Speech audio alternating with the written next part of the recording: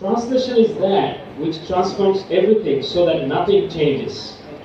Gutta grass. Ladies and gentlemen, we'll hear more about the crafts, problems, challenges, and of course the pleasure of doing translation between and across languages in the last but surely not the least session of our two-day international conference. The session is titled Between the Languages, the Place of Translation. I am Mahmoudul Haq, an assistant professor of the Department of English and Humanities, Breck University, would like to warmly welcome you all to this session in which we have the opportunity to listen to an extremely distinguished and diverse panel of translators as well as translation scholars who have not only produced a rich body of translation literature but also widely published both locally and internationally.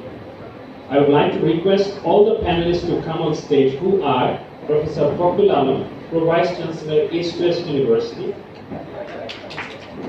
Professor Kaiser Haq, Dean, School of Arts and Humanities, University of Liberal Arts. Sir, come on stage, please, sir. Professor Niyaz Zaman, Advisor, Department of English, Independent University, Bangladesh. Professor Abdul Salim, Chairperson, Department of English Language and Literature, Central Women's University. Raju Alauddin, Poet and Translator. Professor Danica Greenwood, Professor, College of Education, Health and Human Development, University of Canterbury, New Zealand. Javed Hussain, Writer and Translator. And finally, Hosna Yasmin Ipi from Dhaka Translation Center. I would like to request Professor Abdul Salim to moderate the session.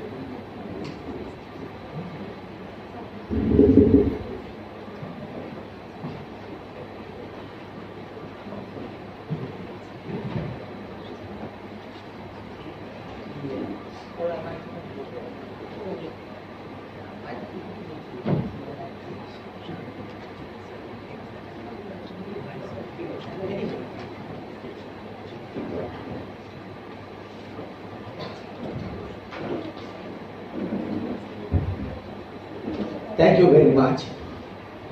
Good afternoon and welcome to this session. As you heard so many quotations about translation, I don't need to define translation anymore. What I intend to do is to introduce this panel. First of all, Professor Fakhrul Alam,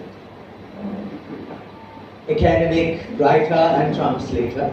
He translated works of Jivanananda Das and Rabindranath Tagore in English, also recipient of Bangla Academy Literary Award in translation and Sark Literary Award.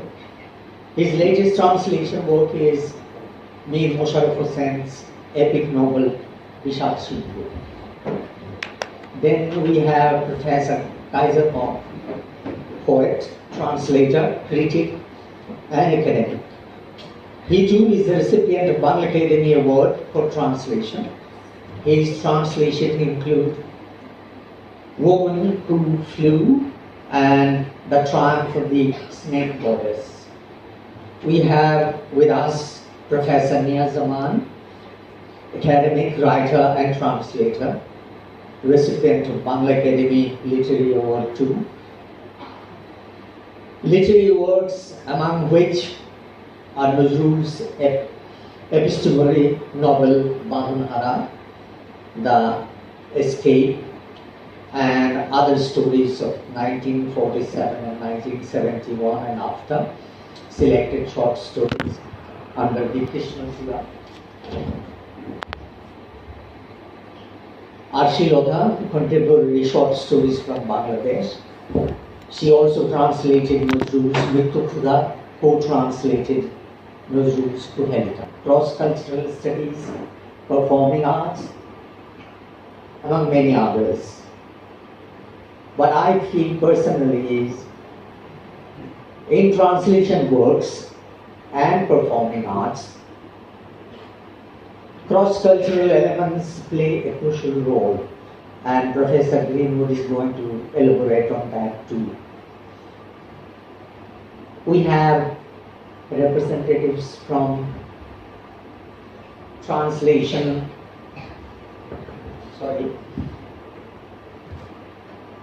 Dhaka Translation Center, Pushpita Alam, and Miss is not here. Okay. And Ms. Hosniara Yasmini. We also have from writer and translator Javed Hussain.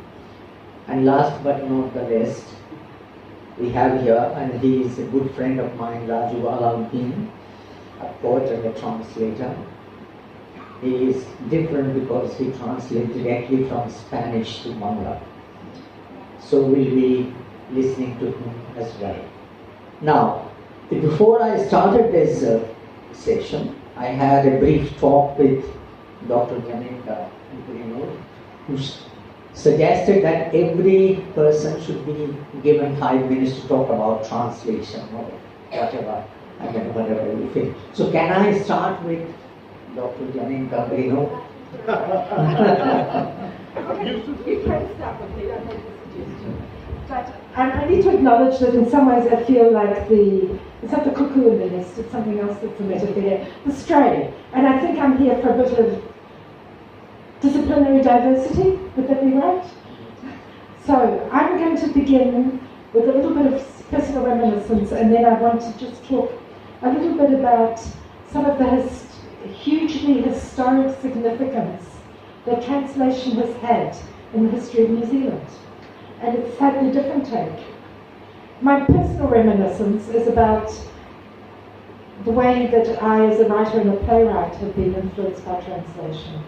In a collection of poetry I had published some years ago, I read it some years ago now, there were 3 poems that come from, indirectly from the French poet Jacques Prévert.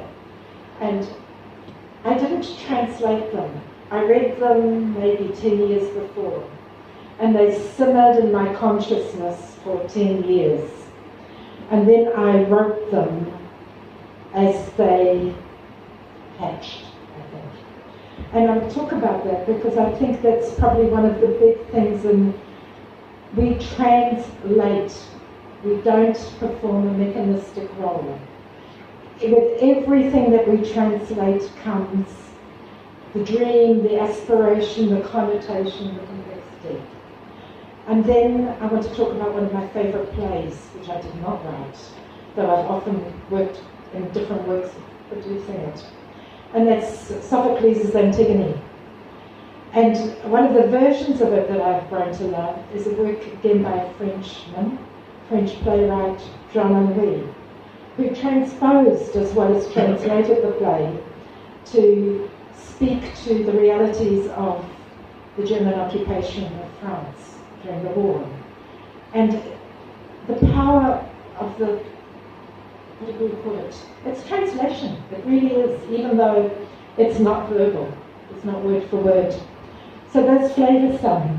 Now, I wanted to take you into a different language altogether, if I may. If I could have my first slide. My first 2 slides are just to illustrate the complexity of language. I'm standing up so I can see if it comes on.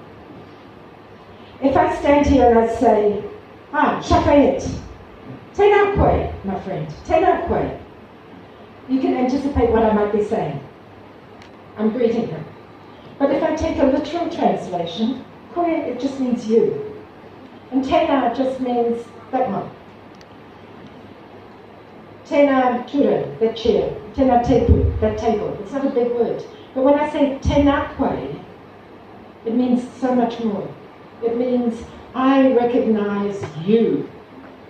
Yeah, you and all your presence are there. So translation is not so easy. If I say goodbye in Maori, I could say, if you were leaving, haere. In other words, go.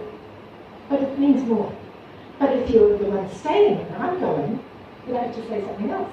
Not my. Yeah, it's not about translation. Can I have the second slide? So the word noho itself, it can mean something like, please sit down. Or it can mean, come and stay in my house. Or, if we go back to the year 1840 and certain dialogues when New Zealand became a British colony. It can be part of the dialogue between the chiefs and the representative of the British Crown, Hobson, Captain Hobson, where they're saying, maybe you can stay, maybe you should remain. And of course the connotations are not you should take over and own, but you could remain, maybe as a guest. It's a complex thing. So, can I have the third slide, please? If I can take you back in that moment of history, and this is something I hope will resonate with Bangladesh, because you also share our colonial history in many ways. In maybe 1817 or so, 1415, India was a British colony. Canada was a British colony. The convicts were all happily sent to Australia. Meanwhile, America had broken away and become an independent nation. The French, the Americans, the British were all running around the Pacific, whaling, seal hunting, kauri trees, flax, whatever was going. There was no need for Britain to get another colony. So it made a deal with the chiefs that it would endorse their sovereignty in the Declaration of Independence. I.e., nobody else could colonise New Zealand because it wasn't terra nulla, it wasn't an empty land, it was sovereign land governed by the chiefs, guaranteed by the British Crown. Time changed and it became more convenient for many reasons that we don't need to go into now, for Britain to want to make New Zealand a colony. But it had its own Act of Parliament guaranteeing sovereignty in New Zealand. So, sovereignty had to be transferred. Yeah? So, Hobson comes, draws up a document in English. The missionaries translated into Māori. Some key words were there. There was the word sovereignty.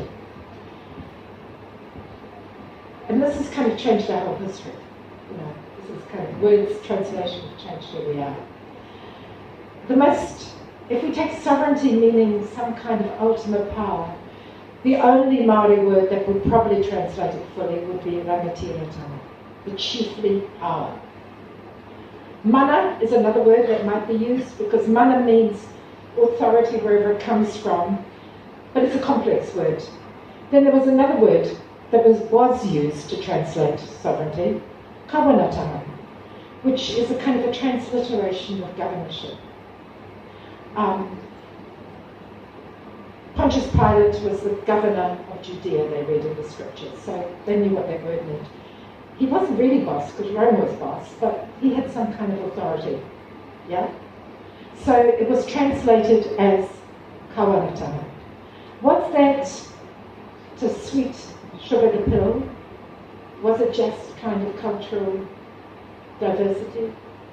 Whatever it was, it's been the subject of debate for the last 160, 170 years of what that was passed over. Yeah? Was it actually the right to govern, or was it just some form of delegated authority? And did it cover Māori or did it not? So this language is so important, translation is so important. I'm putting that one up, and I've got one more phrase there because it can work both ways. There was a phrase in the English that said all their possessions, and it was translated as all rātou tāna katoa, which means all their treasured things.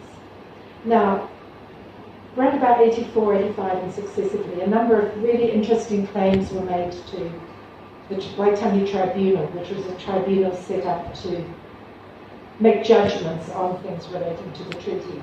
And under this title, Māori have progressively claimed language, a treasured possession.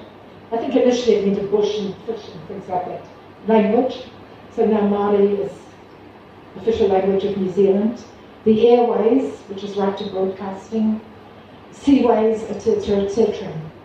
So I'm putting this forward to say translation is something that is huge.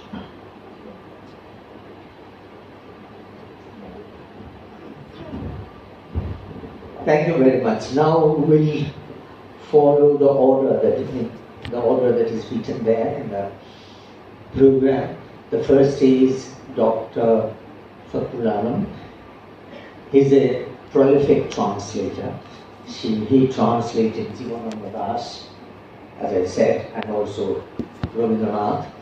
And recently he translated Ishaq Shindu by Mir Musharraf Hussain. Now, this is just a suggestion, like, he translated poetry and also prose, and a very difficult prose for that matter, because, Mir Musharraf is quite a difficult prose writer. So can you please compare your experience of translation? May I dare say one word? Excuse me, you've left out one of the most important translations that he has done, the unfinished memoirs of Bangabandhu. Yeah. How did you did deliberately? You wanted to be a surprise. To some extent, yes. Yes, I will mention that later, I thought. But there's no time. Look at the time. Yeah, I'd like to be reminded of the time, just that you know that I've done my 5 minutes. I was told to talk about poetry, but I'll be happy to answer this. Let me begin with poetry. I think I love translating poetry. I don't enjoy translating prose as much. And I can't explain why. I'm not a poet. I've tried, hasn't worked out very well. And I'm very self-critical, I think, and so there's no future there for me. And the only way I can explain it is that as something of a position, because when I started reading Jivananda Das, quite late, I think he overwhelmed me. He just got hold of me and wouldn't let go. And so I dared to translate him, and I kept translating without even thinking about theory, translation studies, none of those things. I knew nothing. And so I did it because I wanted to do it, and because he wouldn't let go of me. And I think that the only thing I knew, the only advantage I had, is that even though I say so myself, I'm schooled in close reading and I'm a good close reader. I think that's the way I developed. And close reading means paying attention to form as well as content. So I was translating Jivananda Das, and I'm not a poet, and so I don't have poetic license. Like I said, we're going to talk about that, I'm sure. But I wanted to follow him as he was on the page, and also as he sounded. So I tried to keep track of everything: sound, the shape of the poem. Frost has this wonderful essay, about the form a poem has, and the shape of poetry. So I tried to follow everything from my close reading experience. And so I translated one poem, and then another one, and kept publishing them, and people seemed to like them. So I was encouraged enough to publish the poems. And then I thought, if I quote from my favorite Melville, I thought I had conquered Everest, so I tried the impossible. So I thought I'd try to go Rabindranath, and I failed miserably. I found him impossible. So when I translated him, I really hated what I came up with. And I realized that, trying to translate someone who has so much music in him is impossible. Nevertheless, I kept on at it, and because of Jivananda Das, I was getting offers. Did you find Rabindranath more difficult?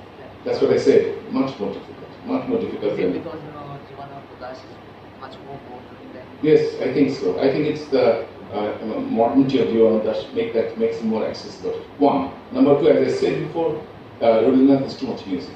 If you know, Jivananda Das wanted to write song lyrics like Rabindranath and failed. He has said somewhere that he would have loved to have written songs. So, when you're translating someone who's as musical as Rabindranath is, it's almost impossible. But I didn't give up, so I kept translating. I'm going to take too much time if I keep talking about this, but let me just say that the experience is mixed. I ended up editing the Essential Tagore, and I did a lot of the poetry parts there. And one of the things I realized is that you have to keep moving with the poet. And so I tried to do that. But I also realized when the reviews came in that there's no satisfying everyone. For example, if you go to Amazon books now and look at the Essential Tagore, you'll see somebody not mentioning me, but I'm sure I'm the culprit, saying that he uses rhyme and as if that was a huge crime, who uses rhyme now? And I thought about it after I saw that posting. I must say that there were important people, good poets also, who praised my translations, but I thought about it, and I thought that if I don't use rhyme, how will I convey to the reader Rabindranath's progression from that musicality to the modern idioms that he picks up? Because he keeps changing, and if I can't really convey that, I'm not translating his movement. In other words, it's been a lot of local problems that I've had to negotiate and that I've had to solve, and there are new problems. But let me just conclude. I guess my time will be over, and you can ask me questions later if I have more time. Let me conclude by saying I translate poetry and I love it because it's difficult. I keep thinking of my favorite Yeats poem, The Fascination of What's Difficult, Sat My Veins. So it's a difficulty that challenged me. Musharraf was difficult, but with the dictionary, I could go back. With Rabindranath, you have to continuously keep thinking of all kinds of things, and I love that. At the moment, I'm translating those of you who are doing Facebook more or less. I'm translating songs. I can't say that I'm doing a good job all the time. Sometimes I do, sometimes I don't. When I look back, like yesterday, when I looked at the Ramana again and looked at my translation, I thought awful.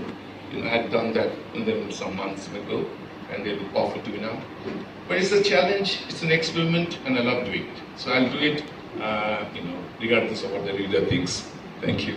Very quick question. You mentioned that Musharraf Hussain, he could easily solve the problem by looking at dictionary, any lexical problem that you had.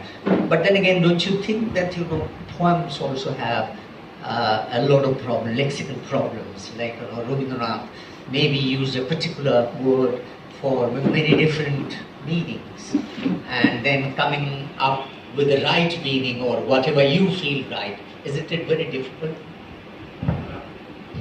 Of course it's difficult, and I must say that I've been very unfair to Musharraf Hussain, because Musharraf has lyrical passages, he has dramatic passages, he has rhetorical passages, so they are challenging in their own way. But the mind goes to sleep translating prose, and with poetry it's difficult, and there is ambiguity. Again, if you read the formalist critics, you realize the language of poetry is the language of paradox. You realize that the punning is essential. So, but I think I'm trained in that, and I know that I can't get everything, and I know that sometimes I'll miss and not be able to convey. Occasionally, I resort to footnote. I did that with Yogandas to point out the complexity of the words and the way I've been reductive in choosing one option. But it's the challenge that I like, and I'm quite willing to take the risk of being caught out in trying to translate. Thank you. We'll come back to you if you have time. Dr. Kaiser Hauck, he's a poet, but as far as I know, he has translated mostly the prose and also poetry. Okay, so the question is, what kind of translation you are comfortable with? Because you are a poet, you should feel more comfortable translating poetry than prose.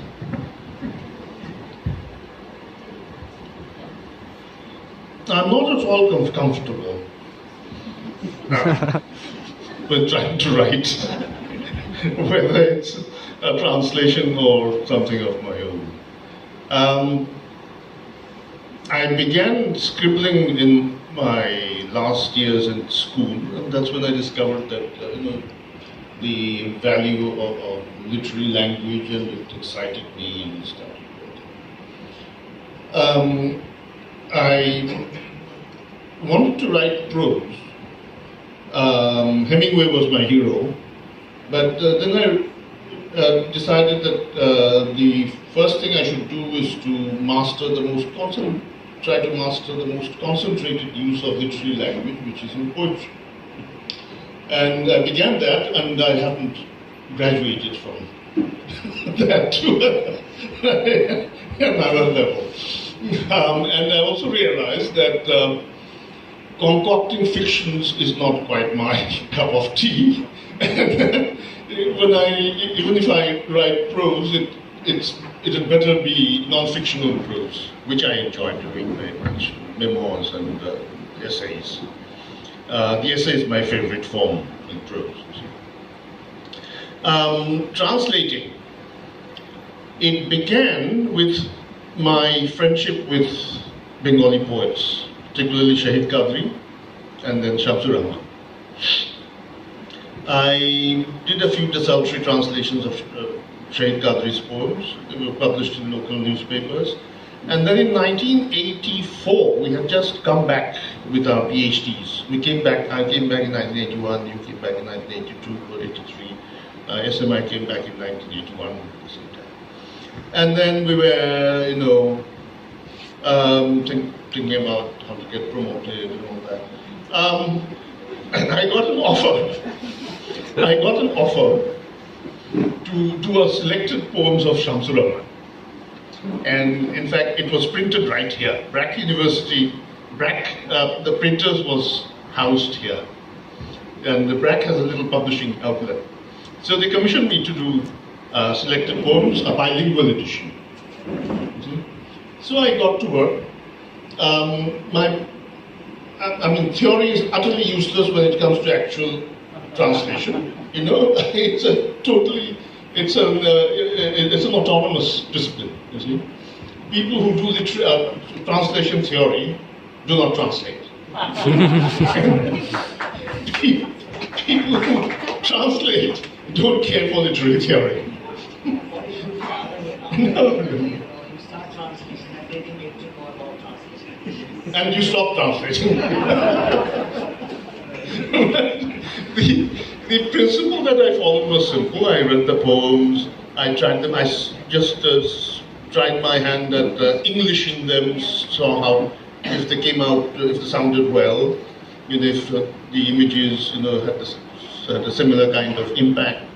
If the rhythm, again, now between Bangla and English there's a big difference, the prosody system is different. Bangla is based on the count of metrical units, not necessarily syllables, because the matra is not exactly the same thing. And yes, I think in matra you count the syllables, yeah. So, but different, yeah. So Bangla is a bit like, it's like French or Latin, the classical languages, where it's the count of the syllables that the length of the line that matters. So here you count the metrical units, and the standard line is the equivalent of the English iambic pentameter with a caesura. So and now you can't, in English, stress is all important. So the Bangla reads, it will sound different from the English. You see? When you read Hajar Bochor Bhore Ami Poth Hatitechi Prithivi Poth, it's a different system altogether. Whereas in English, how you will accent, stress the lines, which how many stresses you have in the line, that is important. So I had to take all this into account and say, well, yeah, this is roughly equivalent, it sounds good, to do. So that's how I did Shamsur Rahman. I've just published the selected poems of Shahid Qadri, the second one. Yeah. And as for prose, I began translating prose in a very happy mood. Once yes, because it happened like this. There are two books in particular which I'm very happy to have translated. There are three actually. The first one I did was probably Choturanga. I read all of Rabindranath's novels at one go. Choturanga is a novella and it really grabbed me. So, I won't say by what. Grabbed me by my blank. And I decided that I must turn it into English. The reason is that to me, it encapsulates some of the fundamental collective psychological tensions in the Bengali mind. And it was really, I enjoyed doing that. The other book is originally in Persian, a language that I do not know. However, that book, the Shigurs Namai Vilayat, was translated into Bengali by one of our Islamic studies specialists, Professor Habibullah. And that the writer happens to be the great grand-uncle-in-law of Dr. Niyasama. And a schoolmate of mine gave me that Bengali book and said, hey, look at this. The writer was my ancestor, and this is the first, he was the first Bengali to go to England. I said, come on, I mean, this is the first educated Bengali to go to England. Now, one is always skeptical about such claims. So I took the book, started reading, and I was fascinated.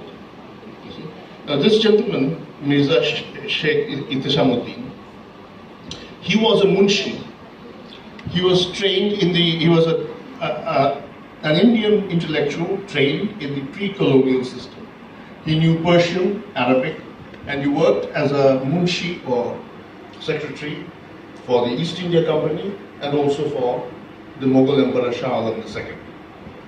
Shah Alam wanted to establish diplomatic links with his English counterpart and sent him as his envoy in the company of a certain Captain Swinton, who later on became Colonel Swinton and in fact served in Dhaka, which is why his descendant, Tilda Swinton, has come to the Litfest twice.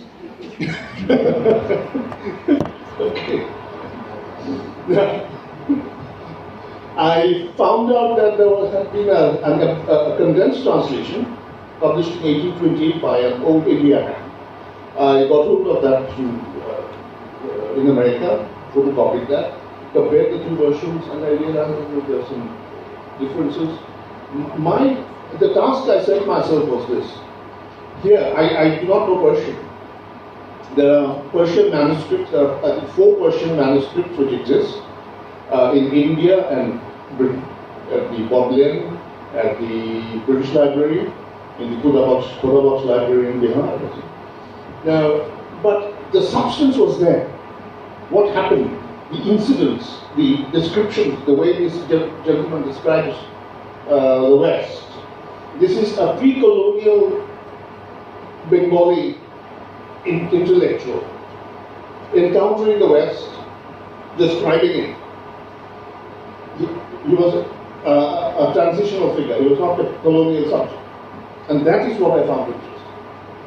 And he was making comparisons, which are fascinating.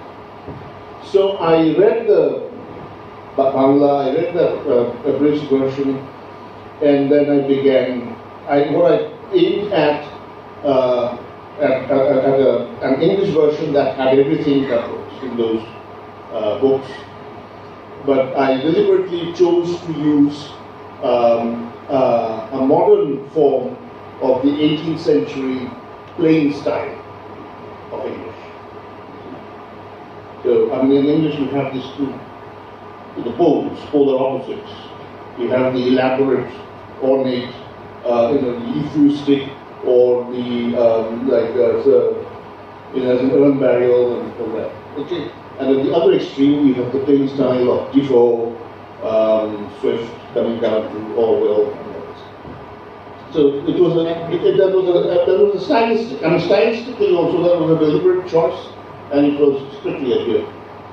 These two I absolutely loved it. And then I got another offer.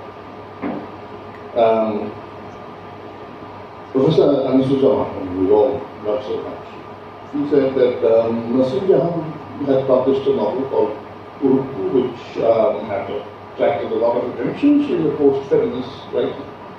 And she wanted to see if I would undertake to translate it. Without looking at the book, I said, yeah, okay. Because I thought, well, if I translate it, I'll get under the skin of the post-feminist sensibility. So I'll become an authority on that. So I just started. And I realized that my life had now been divided into two parts. Before Urukku and after Urukku. Was that to please Dr. Ansusaman? No, I just thought, well, I mean, it's a novel. Shouldn't be very difficult. Yeah, I don't think that. And when I started, I found that the language was still, at times, so bizarre. And I mean, I had to edit and translate at the same time. Now, I had to produce a readable English version, and I think I can proudly say that I have done that. And that was then published by English India. So that was that. And the third book that I really love to read is The Triumph of the Snake Goddess. Now, this is a thing that I had at the back of my mind for years, because the story of, it's a folk tale of epic proportions, and it's a story that everyone hears while they're growing up in Bengal. But I didn't know that it existed in book form. You see, I haven't seen any of the books. And I thought, well, it would be nice to do a kind of prose, or a mixture of prose and verse, and deal with it in a free way and all that. But when I put Sandra proposal, I said, it must conform to certain academic criteria. So what I did was, I looked up all the versions I could find. I found that there's an enormous volume available telling this story. It exists in many versions. I selected 8 major versions, and there are regional variations. The two earliest versions are from 1494 and 1495. Then you have 16th century, 17th century, 18th century, and finally a 19th century version from Sylhet.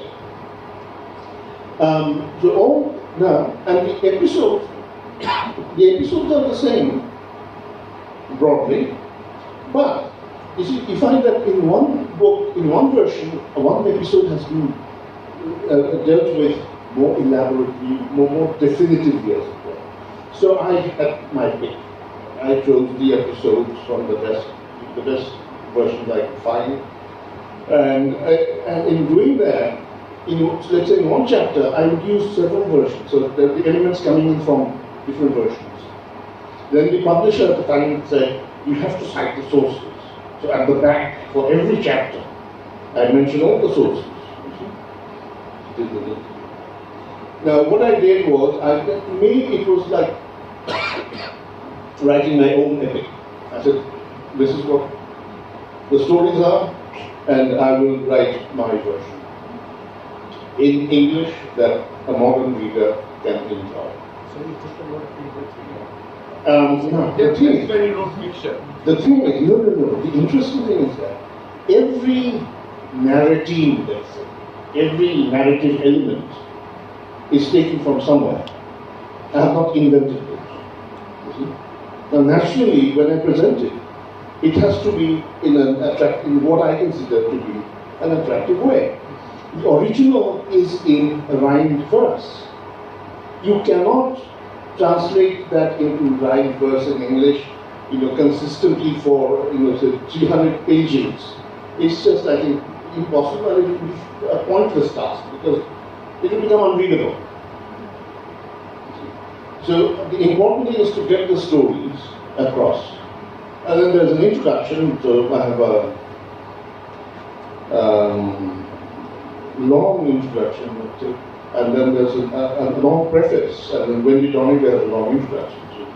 So all to a 10,000 word introduction, preface, 10,000 word introduction, 100,000 words of narrative. So 120,000 words. I love it. And I hope to do some more work with the pre-colonial Bangla text, because I find it fascinating.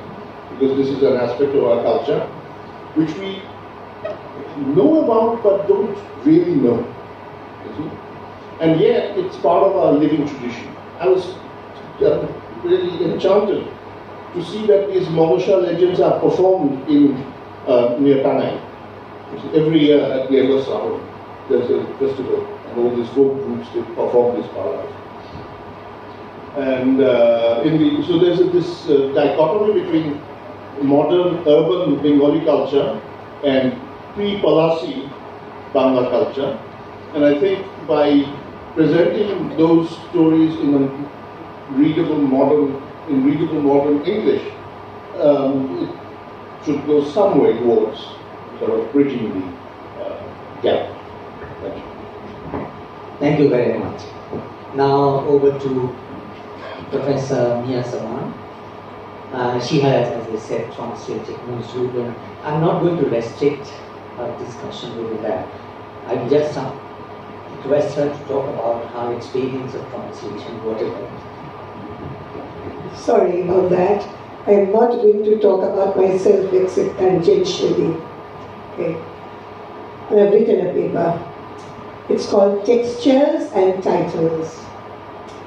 I'm going to talk about two aspects of translation: titles and what I call texture. One of the problems of a translator working with languages from different cultures is to find equivalent terms. And this is not just for translators but also for writers. How do we translate gamcha or khichdi? And should we? This problem is true not just for Bangla but for other languages as well. And then, should a translator focus on the audience or focus on the culture of the original, focus on the different texture of the writing as manifested in words and phrases? To give an example, I'm going to read three translations, three different versions of translations of a sketch. Today we might call it flash fiction by Manto. Some of you at the Great Fest might have seen the Manto movie. The translator who is most well known for his translations of Manto is Khaled Hassan. Here is Hassan's translation of a piece from Sia Hashim, Black Margins, which you might be familiar with because you translate from Urdu, I understand. The rioters brought the train to a stop. Those who belonged to the other religion were methodically picked out and slaughtered. After it was all over, those who remained were treated to a feast of milk, custard pies, and fresh fruit. Before the train moved off, the leader of the hosts addressed the passengers. Brothers and sisters, since we were informed late of the train's arrival, we were not able to offer you the kind of hospitality we would have wished. Where do people eat custard pies?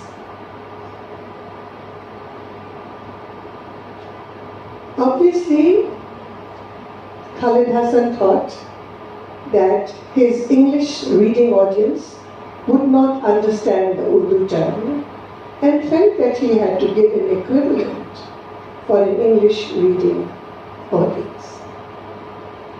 Mushirul Hassan in India Partitioned has a slightly different translation. Rioters brought the running train to a halt.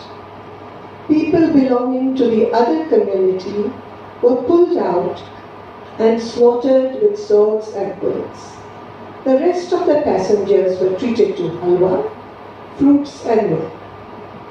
The chief assassin made a farewell speech before the train pulled out of the station.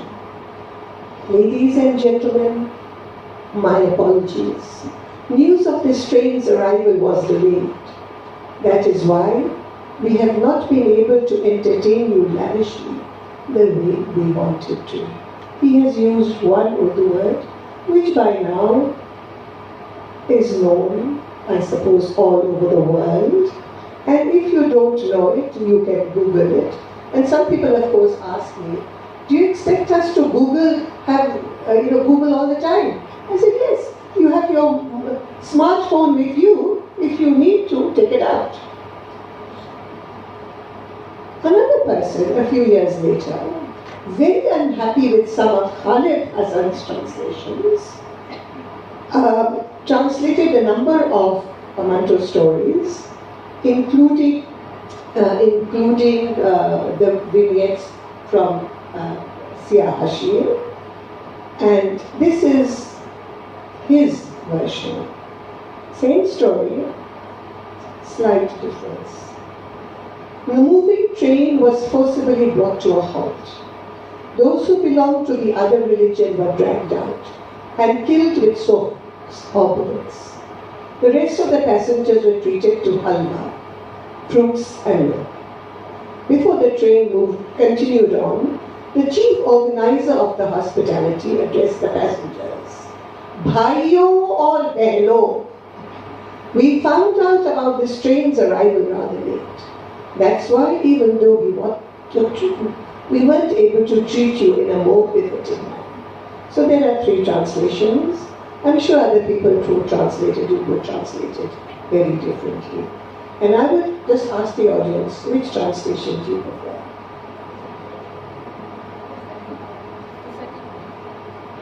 Okay, the second one. The second one is fine. I think so. And it's interesting because, obviously this didn't, now I didn't give you the background, I didn't talk about the partition, I didn't talk about everything, but in which, obviously it's a subcontinent, but which part of the subcontinent, where you treat your guests to fruit, halwa and milk? Not Bengal. Obviously Punjab, North India. The other problem, I could go on and on, but I won't. The other problem I would like to talk about is titles. Should one keep the literal meaning of the original? Some years ago, and here I go into personalities, has done it, so has Esther, but I'll just very briefly. I was translating a short story by Maqbula Manzoor. The story was about a young woman who was raped during 1971, betrayed by the man she loved, and consequently had to leave her village to work in the city. The title of the original story was Kutulipana, meaning water hyacinth. To an English reader, the hyacinth is a beautiful flower. For an educated reader who has read Greek mythology, the term carries suggestions of homosexual love. Hyacinth, not Kutulipana. In Bangladesh, where this beautiful flower floats on the river wave, clogging them and becoming a nuisance, it is waste, unwanted rubbish. Therefore, instead of using hyacinth for the title, I use the word flotsam to give the sense of something unwanted, but also floating, as the protagonist is after what happens to her during the war. But sometimes the literal title is really effective. And now I will go back to Manto. 2 of Manto's powerful stories are Thanda Ghosh and Koldo. I am using the Urdu titles. If some of you had a chance to see the Manto movie, or have read Manto's stories, you would know the starkness of these stories. For those of you who didn't get a chance to read the stories, the first Thanda Ghosh is about a man unable to have sex because he has returned from copulating unknowingly with a corpse. The second is about a girl raped so often that when the doctor asked the nurse to open the window, cold though, she assumes that another rapist is asking her to open the waist string of a shalwar. Khalid Hassan translates the title of the first story as Colder Than Ice, and of the second, The Return.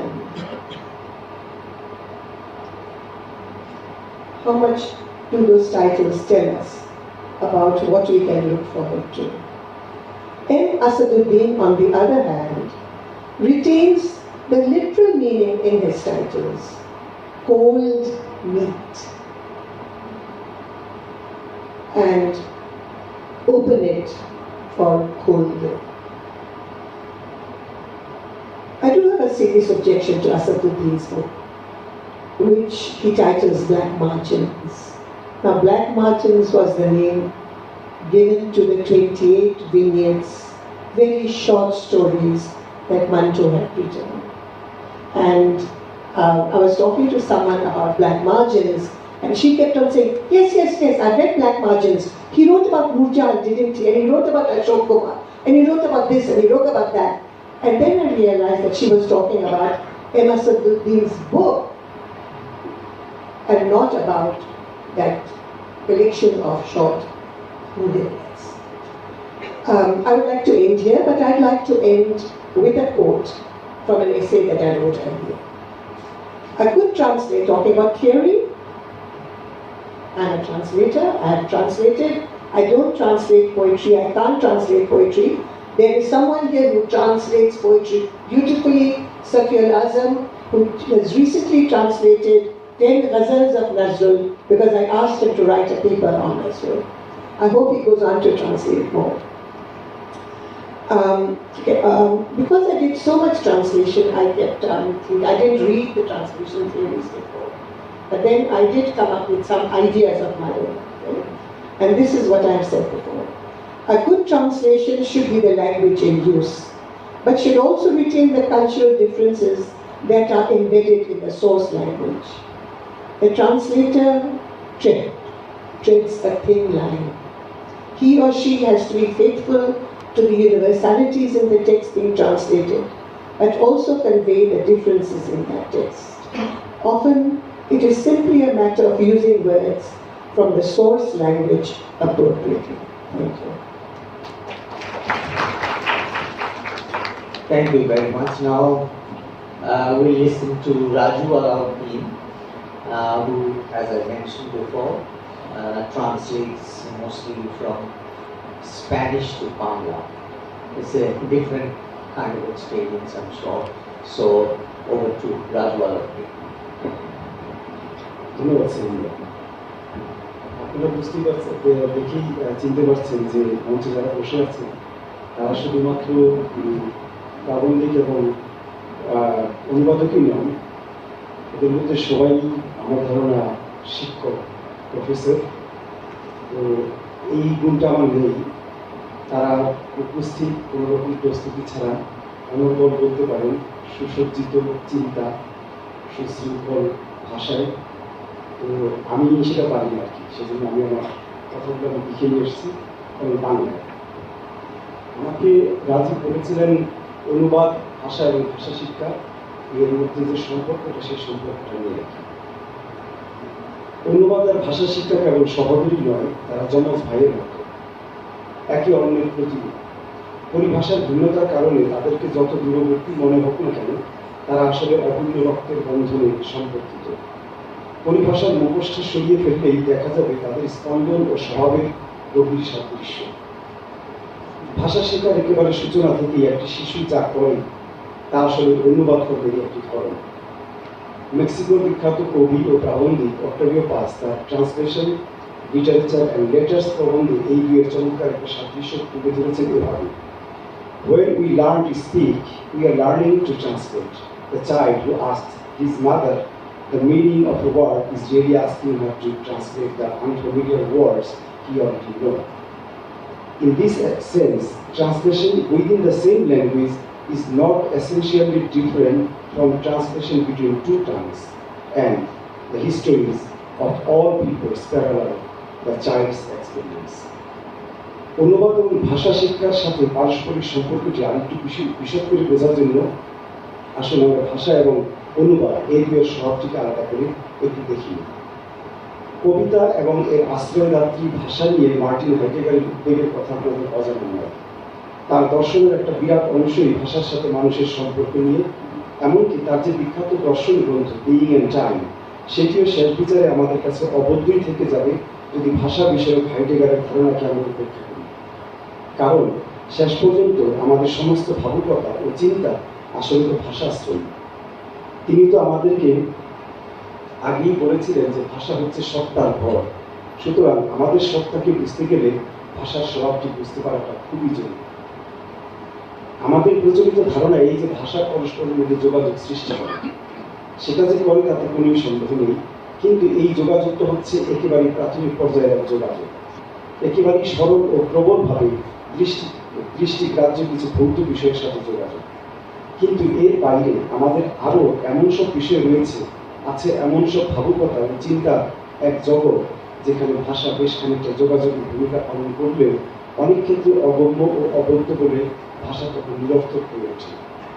আমরা ভাষার সাহায্যে তাকে যতই বুঝবার চেষ্টা করি না কেন, তার কোনো সুরাহা হয় না শেষ পর্যন্ত, বরং তা কখনো কখনো আরো বেশি জটিল হয়ে ওঠে।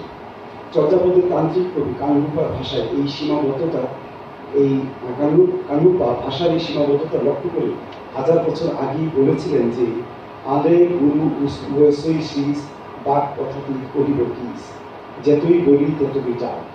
ভাষাবিদ ডক্টর মোহাম্মদ শহীদুল্লাহ ইংরেজি অনুবাদ এই কথাগুলোর বোধগম্য রূপটা হচ্ছে এরকম: How can he speaks of which is beyond the reach of the way of speech? The more it was said, the more it was a subterfuge.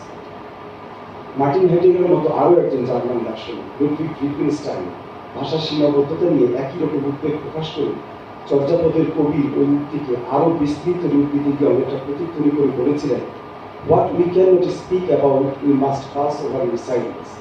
এবং এই সীমাবদ্ধতার কারণ হিসেবে বলেছেন যে ল্যাঙ্গুয়েজ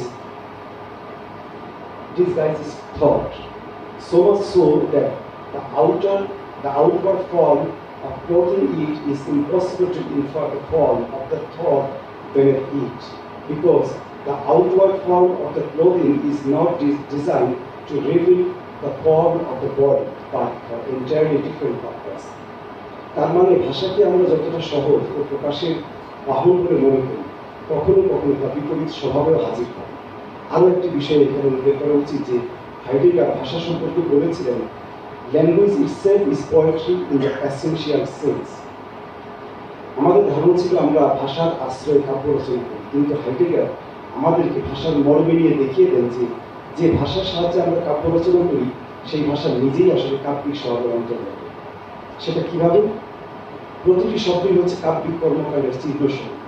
তিনি এটা ব্যাখ্যা করতে গিয়ে বলেছিলেন যে আমরা যখন কোনো বস্তুর নামকরণ করি, তখন সেটা এক কাব্যিক কর্ম, এক সৃজন। আম শব্দটি নিশ্চয়ই আগে ছিল না, কিন্তু যখনই কেউ এই ফলটিকে আম বলে অভিহিত করবেন, তখনই তিনি কবির ভূমিকাটি পালন করবেন। কবির কাজ এমন এক সংবেদনকে প্রকাশ করা যা আগে ছিল না। যদিও সে প্রচলিত শব্দগুলো ব্যবহারের মাধ্যমে সেই কাজটি করেন, কিন্তু নতুন কোনো শব্দ সৃষ্টি না করেও তিনি সেই কাজটি করেন শব্দের অর্থান্তর ঘটিয়ে। আমরা এখন নিশ্চয়ই এটা বুঝতে পারছি যে ভাষাকে যতটা সহজ বলে মনে করছি, ভাষা ততটা সরল রেখায় চলে। তাহলে প্রশ্ন উঠতে পারে, আমরা এই অদ্ভুত স্বভাবের ভাষাকে তাহলে কিভাবে আয়ত্ত করি বা কতটুকু আয়ত্ত করি? এখানেই ভাষা শেখার প্রশ্নটি গুরুতর হয়ে ওঠে। যে কোনো ভাষা, এমনকি নিজের মাতৃভাষাটি আসলে আমরা কতটুকু শিখি?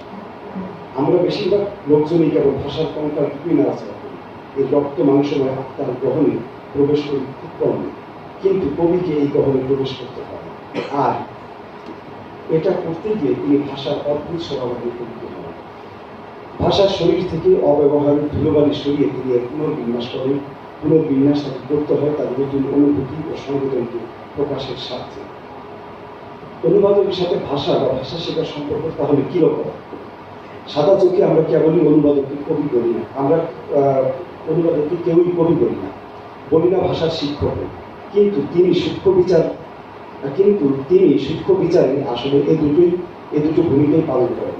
আসলে আমরা অনুবাদকের ভূমিকাটি বোঝার সুবিধার্থে অক্টাভিয়া পাজের হাত ধরে আবার ভাষার স্বভাব ও কর্মকাণ্ড দুটো আরেকবার দেখার চেষ্টা করি। তিনি বলেছেন, language itself is a translation. Each word and each phrase explains or translates what other words and phrases mean. Speech is continual translation within the same language. তার মানে আমরা যখন কথা বলি তখন আসলে অনুবাদই করি। আমরা চাই বা না চাই, জ্ঞাতে বা অজ্ঞাতে, ভাষা ব্যবহারকারী প্রতিটি মানুষই অনুবাদক। এবং ভাষা যে মূলত এক অনুবাদ করব সেটা আরো বিশেষ করে অক্টাভিও পাজ আমাদেরকে স্মরণ করিয়ে দিয়ে বলেন, each text is unique, yet at the same time it is a translation of another text. No text can be completely original because language itself in its very essence is already a translation. First, from the non-verbal word, and then because each sign and each phrase is a translation of another sign, another phrase. এই অর্থে আমরা সবাই অনুবাদক হলেও সত্যিকার অনুবাদক নামধারী ব্যক্তিটির কাজ ভাষার গভীর স্তরে অবলোকন করা। আমার বিবেচনায় এই যে ভাষার সত্যিকারের সম্প্রসারণ, সম্ভাবনা ও পুনর্বিন্যাস ঘটে গল্পকার, ঔপন্যাসিক ও প্রাবন্ধিকের হাতে ততটা নয় যতটা ঘটে কবি ও অনুবাদকের হাতে। কবির হাত দিয়ে কেন ঘটে সেটা আগেই উল্লেখ করছি, কিন্তু অনুবাদকের হাতে কিভাবে ঘটে সেটা আমরা বড় লক্ষ্য করতে পারি। অনুবাদকের কাজ হলো ভাষা সম্পর্কে আমাদের অনুভূতি ও সংবেদনশীলতাকে তীব্রতর করে দেওয়া। কবিরা যে কাজটা সাহিত্যের অন্য এক শাখা থেকে করে থাকেন। ভাষার প্রশ্নে কবি ও অনুবাদক যে অভিন্ন এক বিন্দুতে অবস্থান করেন সেটাকে উপলব্ধি করেই শাল বোলদেয়ার বলেছিলেন, poets are translators। প্রতিটি ভাষাই স্বতন্ত্র এবং উৎস ভাষার লেখাটির একটি স্বতন্ত্র রচনা করেন। আলোচনার সুবিধার্থে এই ক্ষেত্রে একটি কবিতাকে উদাহরণ হিসেবে নেওয়া যায়। কবিতাকে উদাহরণ হিসেবে নেওয়ার কারণ কবিতার মধ্যে ভাষার ঘনীভূত রূপ, ভাষার অসম্পূর্ণতা, নতুন কোনো অনুভূতি বা সংবেদনের সাংকেতিক রূপটি ফুটে ওঠে প্রথম। এই ফুটে ওঠার অংশ হিসেবে কবিতাটি উৎস ভাষাকেই আসলে নানাভাবে সংঘর্ষের মধ্যে ফেলে নতুন এক চাপ সৃষ্টি করে আরেকটি ভাষা হয়ে ওঠে। কবির সৃষ্ট এই ভাষাটি তার স্বভাষীদের কাছে যেমন নতুন, তেমনি অন্য ভাষার অনুবাদকদের কাছে নতুন। একজন অনুবাদক যখন উৎস ভাষার এই কবিতাটি অনুবাদ করতে যাবেন তখন তাকে বেশ কিছু চ্যালেঞ্জের মুখোমুখি হতে হয়। যেহেতু প্রতিটি ভাষাই অসম্পূর্ণ, তাই নিজের ভাষাকে ওই কবিতার উপযোগী করে নিতে হয় অনুবাদককে। শেষ। কবিতা যেহেতু অবভাষ, সংকেত ও আলংকারিক উপাদানের পরোক্ষ প্রতিলিপি, তাই অনুবাদকের কাছে তা আরো বেশি চ্যালেঞ্জিং। যেহেতু টার্গেট ভাষাটি নতুন এক অভিজ্ঞতার মুখোমুখি হচ্ছে, তাই অনুবাদক মূলের টেকচার, কাঠামো, বাচনিক কৌশল ও অর্থের সৌন্দর্য রক্ষার্থে ভাষাকে তার নতুনভাবে বিন্যাস করে নেওয়া ছাড়া অন্য কোনো উপায় থাকে না। এই নতুন বিন্যাসের ফলে অনুবাদক ভাষার সম্ভাবনাকে বিস্তৃত করে, ভাষাকে স্বরচিত কারাগার থেকে মুক্ত হওয়ার উস্কানি দেয়। ঠিক এইখানটাতেই অনুবাদকের সঙ্গে ভাষার মুক্তির সম্পর্ক তৈরি হয়ে ওঠে। অনুবাদকের মাধ্যমে অনুবাদক নিজের ভাষায় এক বিশুদ্ধ রূপের সন্ধান করেন এবং কখনো কখনো তা অর্জন করেন। বিখ্যাত জার্মান লেখক Walter Benjamin the task of A translation নামক এক অসামান্য প্রবন্ধে এই ব্যাপারটি চমৎকার পর্যবেক্ষণ হিসেবে তুলে ধরেছেন। তিনি বলেছেন, বিশুদ্ধ ভাষার খোঁজে মুক্ত অনুবাদ লক্ষ্য ভাষাতে, মানে টার্গেট ল্যাঙ্গুয়েজে আরেকটি বিশুদ্ধ ভাষা তৈরি করে। অনুবাদকের কাজই হচ্ছে মুক্ত ভাষাতে সেই বিশুদ্ধ ভাষাকে মুক্তি দেওয়া, যেটা উৎস ভাষার মধ্যে আবদ্ধ ছিল। এভাবে অনুবাদক পুনঃসৃষ্টির মাধ্যমে বন্দী থাকা বিশুদ্ধ ভাষাকে লক্ষ্য ভাষায় মুক্তি দেয়। বিশুদ্ধ ভাষার খোঁজে সে লক্ষ্য ভাষায় অবক্ষয়ী বাধাগুলোকে ভাঙে। ধন্যবাদ। Thank you, Raju. Now, one big disadvantage of moderator is that he cannot say anything. I mean, this is me actually. I cannot say anything about my translation. I'm a translator too. And I do translate,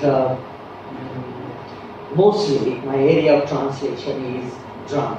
And I have translated almost 24 plays so far, and most of them have been staged. And one of the most famous plays that have been revived very recently is Life of Galileo by Bertolt Brecht. And I will ask Ali Zakir, because he is in the lead role, and also Asaduzzaman Noor, the culture minister, to perform it here, because I feel the students should see this. This is a wonderful play, and very quickly I'll just add one or two things, very quickly two things. I mean, translating drama is completely a different thing from translating poetry and prose, because in translation of drama you have to look into speakability and also communicability. Speakability is not a word that you can find in the dictionary. But what we mean by that is speakability on the part of the actors. Things have to be easy to speak so that it can communicate with the audience. And this is one of the most difficult things done by the drama translators, I must say. And there is this cultural incompatibility. It's a lot of problem translating from Western culture to Bangladeshi culture and then communicate. And because this communication takes place instantly, like the audience is sitting in front of you and they are either appreciating it or rejecting it because they either understand or don't understand it. So there are many aspects of drama translation which I hope to cover maybe in a session where I'm not a moderator. Okay.